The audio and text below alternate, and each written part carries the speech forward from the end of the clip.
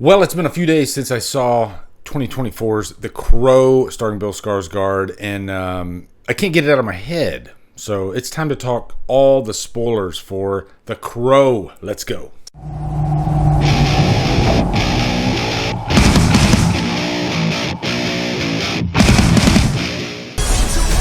No, I do.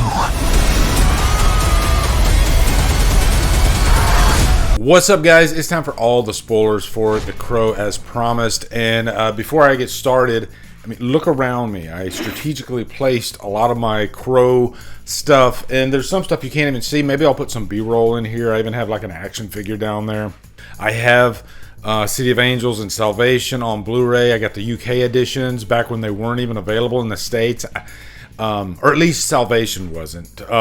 I have both versions of City of Angels. I think this one's the director's cut from Echo Bridge, and then the theatrical, I think that one's back there, or it might be swapped.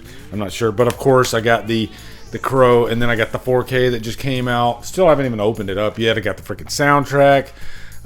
Got the score back there. So don't ever say that I'm not a Crow fan for liking this movie, because you are sorely missed. And I stated this before, The Crow is tied with Halloween as my all-time favorite film. I don't need to say that, but just to give you a baseline of where I'm at with this property, and maybe that attributed to me liking this movie somewhat. But I will say, before I saw this movie, if I had to put money on it, I would have said that I would come out of this movie thinking it's pretty bad, just because the trailer looked so generic. And I think there are some generic qualities about this movie. Don't get me wrong. Again, I gave it like a high humdrum. I'd say a 3.5 out of 5 is generous because of some of the problems of the movie. But I think it's got greatness in it as well. And I think that's why it hasn't left my head yet. And I'm kind of wanting to see it again, warts and all. So I will happily add this to my collection. If you'll notice, Wicked Prayer is not anywhere to be found around here. That movie is an abomination. And of course, there were a couple people saying, this is the worst Crow movie. If you have seen Wicked Prayer and you say that this is the worst Crow movie, I'm going to say this as professional as I can. You're a fucking idiot.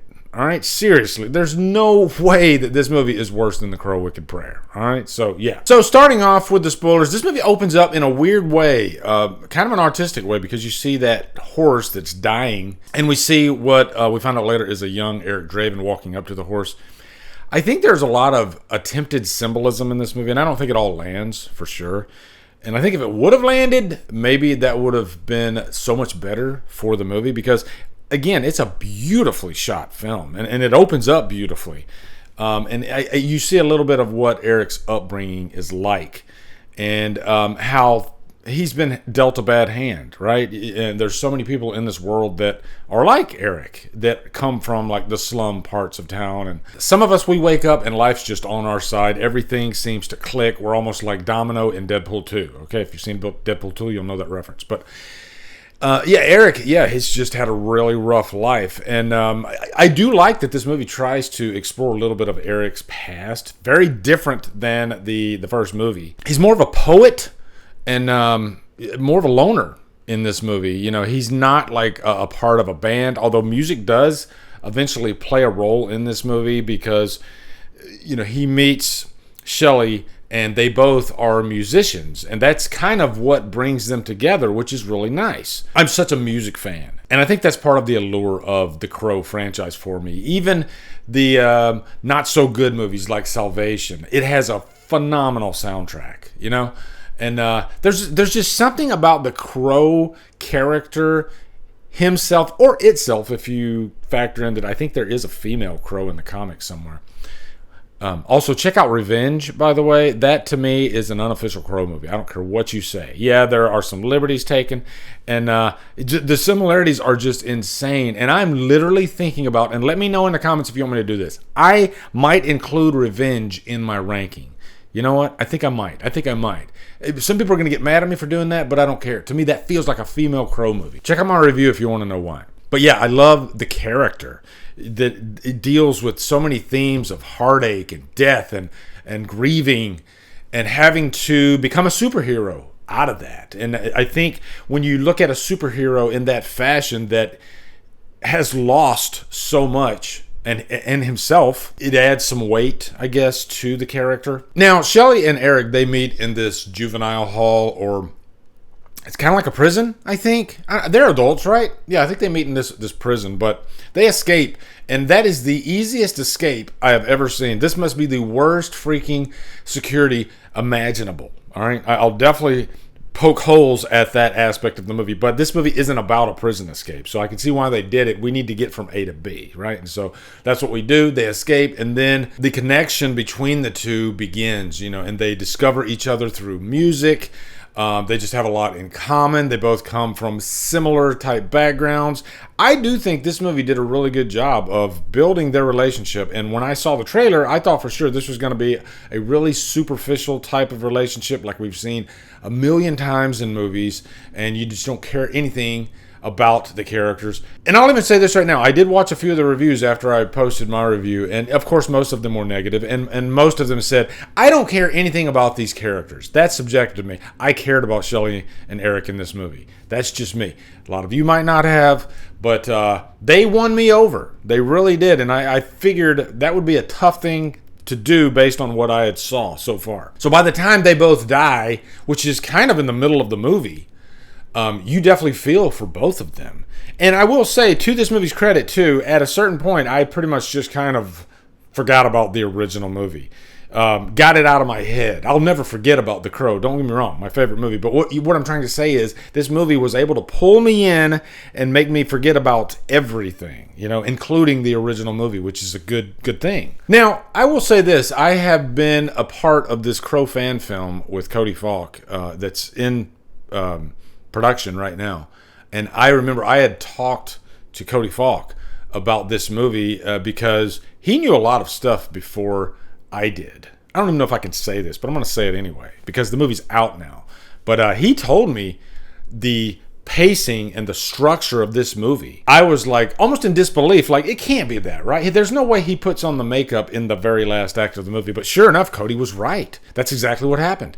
And I must say, when Cody Falk told me that originally, I was scared. I was like, that's not a good... I think you need the Crow to be the Crow for at least 3/4, half the movie. And I think I'm partially still thinking that, but I don't mind it. I don't mind that he was the Crow, but he wasn't fully the Crow until the last act. About the middle of the movie, though, what I love about this is that he becomes a Crow, but he's not aware of it. He doesn't know what is going on. And the scenes where he's discovering that he is immortal are extremely violent. And if you think back to the original movie, like say where Funboy shot him, and you see that little bit of CGI and a little red dot, and it's nothing crazy. In this, it feels realistic. It feels like a real stab wound, like you would see in real life. You know what I mean? The attention to detail in the violent scenes and the stabbings and the blood was pretty on point. And I'll say this right now too. I think if this wasn't a Crow movie, I think this movie would be accepted a lot more. Maybe. I mean, there are a lot of revenge movies out there, but I think, given that I liked Eric and Shelley in the movie, if they gave them different names, it had a really great final act at that opera house. Spare no expense, production-wise, too. Just beautiful. I actually loved how there was this whole theater scene going on during the thing, and then that scene where Eric just walks out after he went guns blazing through everyone, and he just puts his arms up in front of the whole audience. I thought that was so badass. This movie is badass in its own way, in a completely different way than the original movie, which again, I think that's just the ultimate way to pay respect to the original movie. Now, let's talk about Danny Huston and the villains. The villains are definitely going to have to win me over in repeat viewings of this movie because they didn't really do much for me. Danny Huston, I found him interesting because the spoiler here is that he is kind of immortal like Eric is. He is more of a super villain. He has a supernatural aspect to him, and he can actually coerce damaged people. I think that's the trick here too. If it's like a really good person, he can't really have power over them. But people that are damaged, he can, whisper in their ear and coerce them to kill. And that was another little twist in this movie, is that Shelley tells Eric, when you find out what I've done, you're not going to like me. And Eric's like, forget about it. I love you. There's no way. And then when he finally finds out what she did, he didn't know right away that Rogue, Danny Houston's character, he used his power over her. And he kind of figures that out along the way, which they didn't really drive that home that he figured it out. But yeah, I mean, we got there. And again, it's just another different angle that I thought was really cool. And, people always complain about remakes that copy the original too much, and then they complain about remakes that aren't anything like the original. It's like you can't win. And it does get frustrating. At the end of the day, I look at every movie alone in its own merits, and I just judge it for what it is. And I actually had some people in my comments say, dude, thank you so much for not being coerced, because I'm not saying that I'm the only honest reviewer. No, not at all. Everybody's telling what they think about this movie. A lot of people hated this movie. I completely understand it. But I do think maybe, just maybe, some people might have been coerced a little bit by that online hate train. There are so many videos that came out months and months before this movie just bashing it to death. If there was any kind of review stating, hey, this movie was actually pretty good, I guarantee you nobody would make a video about it, because that doesn't get clicks. What gets clicks is, The Crow's going to be a massive bomb and a piece of shit. And that's what we want, right? We want this movie to fail royally. And I love the few of us that find some kind of value in this movie and are able to push away the, the echo chamber that's like impending on us. I found some merit in this movie. I thought this was a very well shot film. I think the only issues with it were kind of the pacing, and I think the villains are nothing to write home about whatsoever. But this isn't about the villains. This is more about Eric and Shelley. And Bill Skarsgård, it must be frustrating for him, an actor that just freaking gives everything that he has. I watched a behind the scenes video with the director of this movie, and he was talking about, as soon as Bill Skarsgård sat in the chair after, he met him for the first time for the part, he immediately he put on these props on his hair, and he started trying to mimic the signs of a bird and just trying to get into the role. I mean, from day one. Kind of reminded me of what Andy Serkis did behind the scenes when he was first trying to get the role of Gollum. He had the role, but he went to Peter Jackson's own house in front of the stairs and just, started convulsing and doing all this weird stuff like Gollum. And I love when actors, they really just get into roles. And you know what? Bill Skarsgård gave everything. And I respect the hell out of that for this movie. But I just had a stream about Rob Zombie Halloween 2 last night with Davey Deathray and Nick from the Lost River Drive-In. Definitely check out those channels. But I couldn't help but bring up The Crow, even though they hadn't seen this movie yet. And I mentioned, will there be another Halloween Ends that just enrages everyone? And they're so mad that people might like it. And it just hit me. I think this movie might do that. I think there are some people that are going to get mad at people for liking this movie. But I will say, on the flip side of that, in my comments today, I'm seeing more positivity than negativity about this movie. I think that's just the nature of the beast with YouTube anyway, though. You find a review that is more on your side of the fence, and of course, you're going to comment about it, right? And I think that's what's happening. Because the videos where people are bashing it, I'm sure all the comments are like, yeah, you go, man. This movie fucking sucked. I hate it. Maybe I'm not giving enough credit to the audience, okay? But I'm passionate about the character. I'm passionate about the Crow. I thought this movie was going to be horrible. And it just turned out that it was the second best Crow movie. By far. I think it's easily the second best Crow movie. And I have a major soft spot for City of Angels and Salvation in a way. The acting in City of Angels is 1,000 times worse than the acting in this movie. Okay? The characters, especially the villains, I would say are a little better than this movie.